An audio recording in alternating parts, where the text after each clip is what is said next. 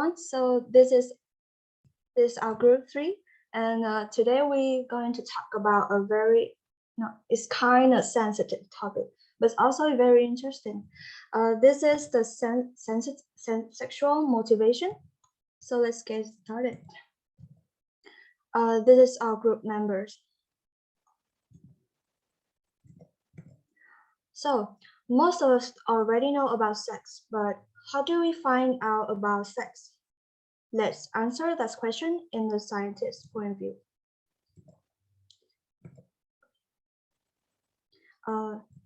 Let's meet Kinsey. So Alfred Charles Kinsey was an American biologist, professor of anatomy and zoology, and sexologist, and he is known for the father of sexology. He is the first one to conduct large-scale sexual surveys, the research of which he obtained upset many traditional views.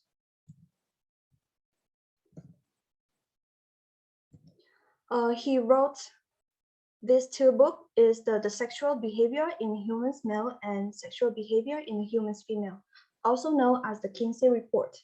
This report is discuss the sexual attractions, behavior, and development on humans male and females, and his work had influenced social and cultural value in the United States as well as internationally. In his study, confidential interview with 18,000 people in early 1950. Most men and half of all women have premarital sex. And almost all men and women masturbate. And the last is women who had orgasms while masturbating were more likely to report having orgasm after marriage. And this is the Kinsey scale. As I said before, is the Kinsey report. So look in the scale. So people in the zero report, if exclusively heterosexuals, it means the opposite sex behavior or attractions. And for those who at the sixth level is exclusively homosexual. It means that the same sex behavior or attraction. From the rating in the middle, a rating from 1 to 5 are for those who report varying level attraction or sexual activity with either sex. The X category designated the group who report with societal sexual contact or reaction in the interview.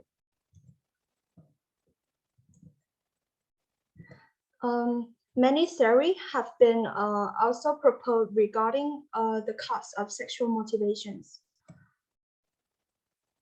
For example, Freud, we already know this man. Freud suggests that sexual act were the result of sexual drive. He dubbed sexual drive as biological in nature and originating in the testes. And his theory suggests that engagement in sexual activity occurs to fulfill needs that accompany a buildup of excitement and psychic energy that we cannot escape.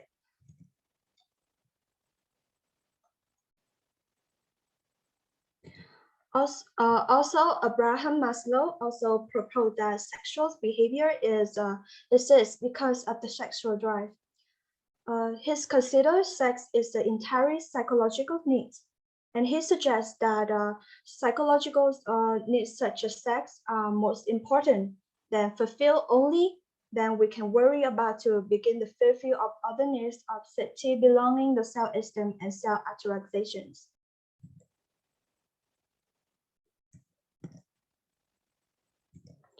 Both Freud and Maslow theory in some way refer to sex and sexual drive in terms of biological and physiological principle. Now, Freud was right when he insists sexual drive originates in the testes, as this is the production site of the testosterone. Before we go to this part, I want to remind you guys about this.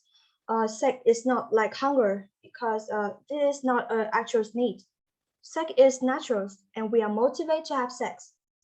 Without motivation, none of us will be here to see the slide, to hear me talking. We may feel like we're dying, but we will not. Sexual motivation is natural clever way of making people procreate, first enabling our species survival, and life is sexually transmitted. This is the table of the content. Our group will to wish you to answer these 4 questions about how the first is how the influence of hormones to the sexual motivations. So sexual motivation is designed to satisfy goal and sexual behavior. It will lead to completion of sexual activities such as masturbating, fantasizing, kissing, touching, other sex, and intercourse to pleasures. Human sexual motivation is an unusual motivation. In lower animals, we speak about the sexual motivation as a drive. Thus, we state that some internal innate force push the animal to engage the reproductive behavior. Humans don't simply skip to the internal push toward the sexual behavior. Instead, human motivation to engage the sexual behavior is due to the complex relationship among the several factors. Next, we're going to talk about of 2 main hormone is the testosterone and estrogens. So testosterone is the hormone responsible for the development of male sexual characteristics. And these hormones are the chemical messenger that trigger necessary change in the body. Female also have this sex hormone, and usually in the smaller amount. And the second is the estrogen is the hormone that play various role in the body. In female, it helps develop the main both of reproductive system and female characteristics such as breasts and pubic hair.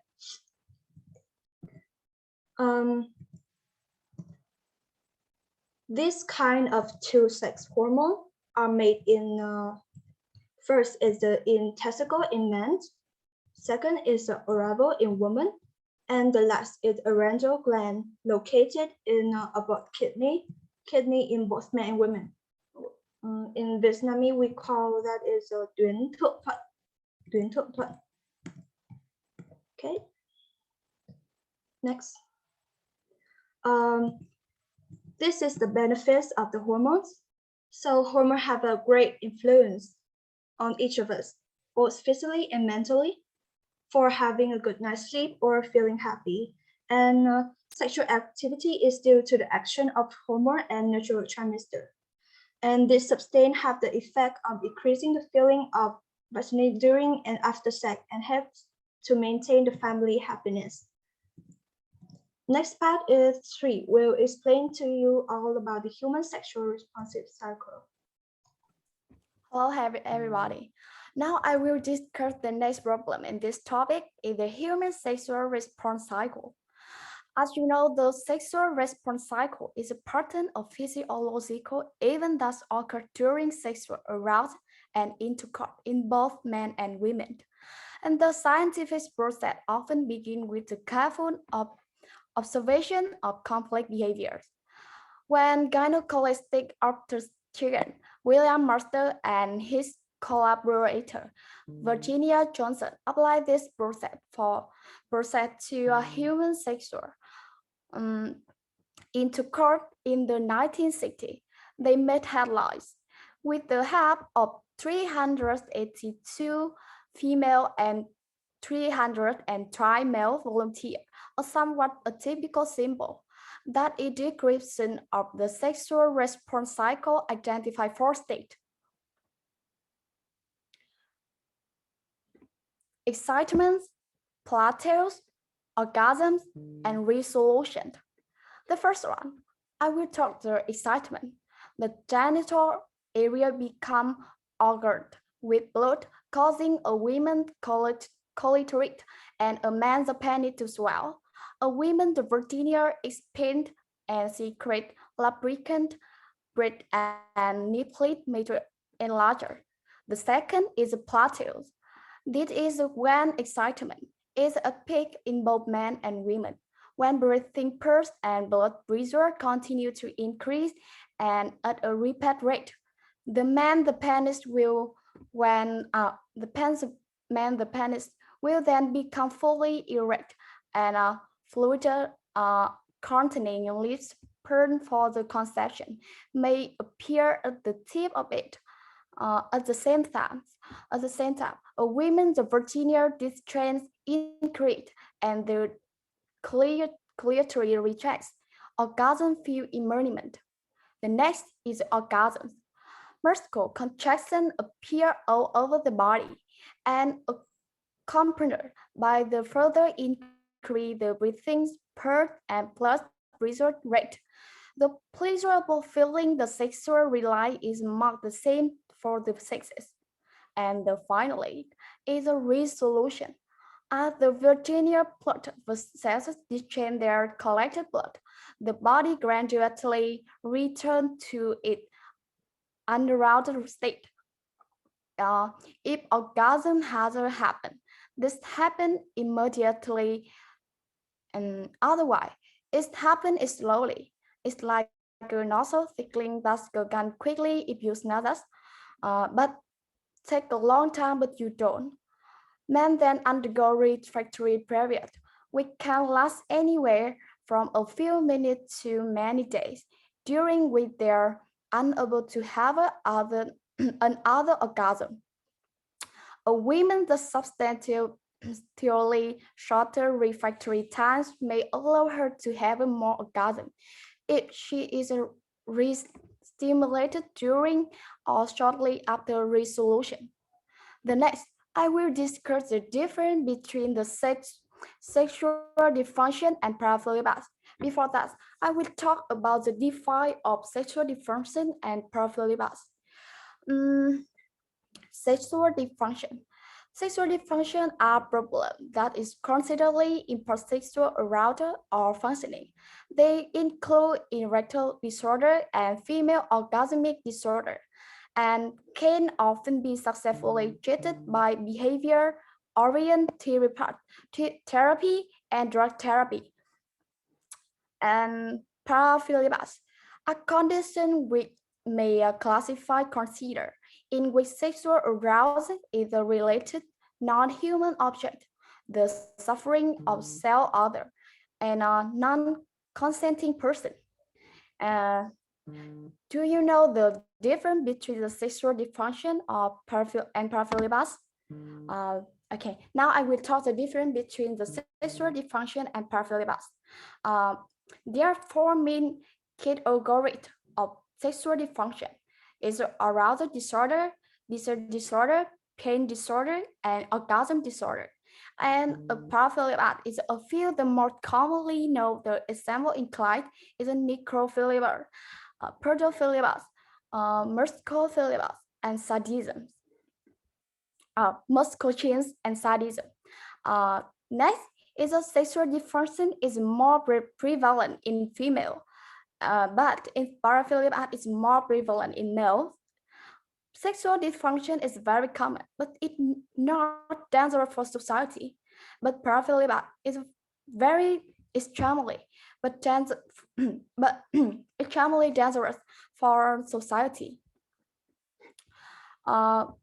Sexual dysfunction is a physiological cause and physical cause, but in paraphilia it is a physical cause or no obvious cause. And the last, sexual dysfunction either easy to treat. Therefore, paraphilia is difficult to treat. The next, I will invite Sun to tell you the next problem.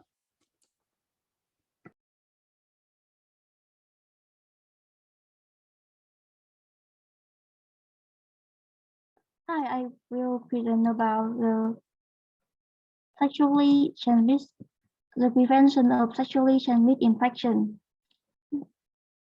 Let's begin by the definition of STI. Sexually transmitted infection, or STI, also called STD. For the sexual transmission disease is an infection that spreads through sexual contact. This includes skin-to-skin contact. STI is very common and easy spread. STI have many types, but human papillomavirus is the most common sexually transmitted infection in United States. HIV and AIDS is the most dangerous disease that have to prevent. HIV is a virus that damages the cell in your immune system and weakens your ability to fight everyday infection and disease.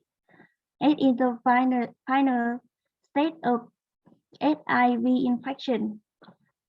AIDS depletes the immune system, leaving the person vulnerable to infection. But how can STI spread? Anyone who has sexual contact with another person is at risk of getting an STI.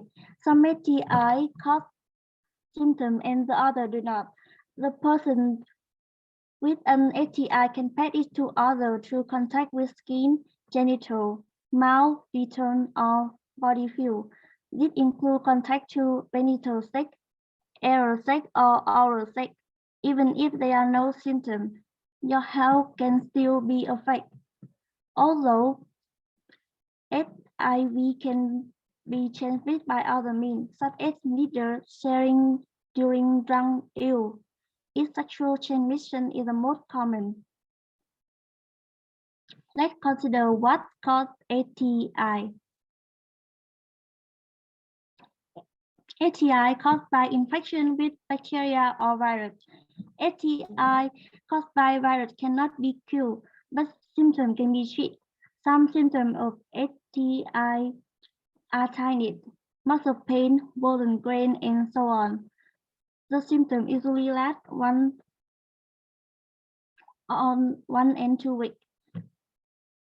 But by using the combination of medication, it helps fight HIV, keep your immune system healthy. There are people who are at high risk of getting STI. They have or have more than one sexual partner. Have a partner who have more than one sexual partner. Have a sex with someone who have STI. Have a history of STI.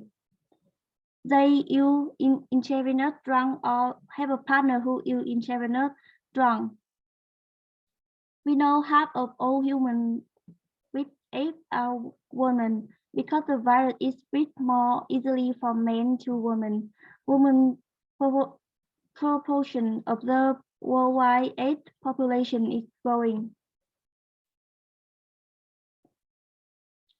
The second point is that how to prevent sexually transmitted disease.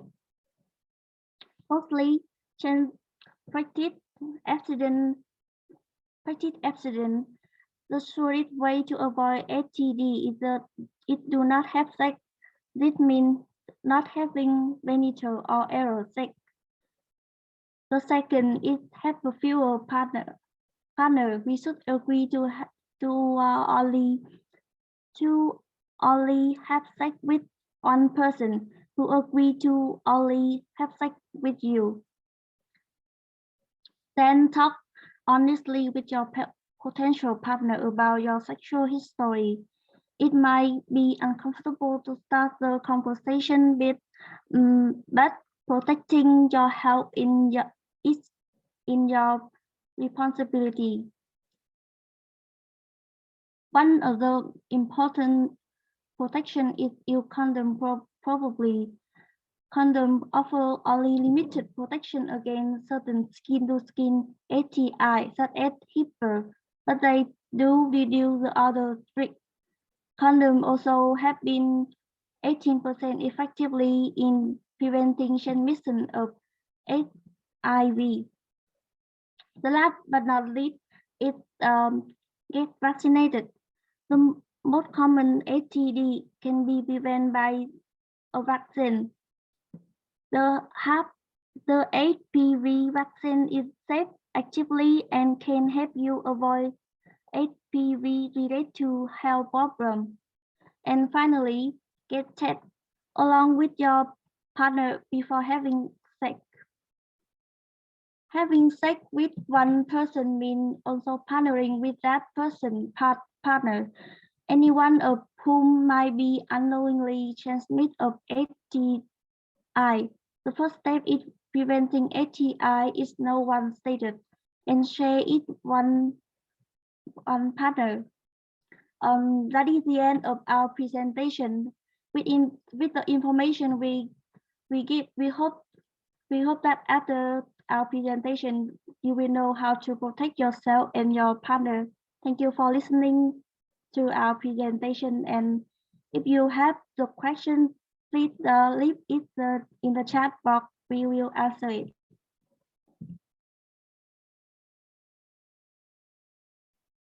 Okay, thank you, group 3. And now maybe we have some comments and questions for group 3. Okay, Nga, please. I have a question.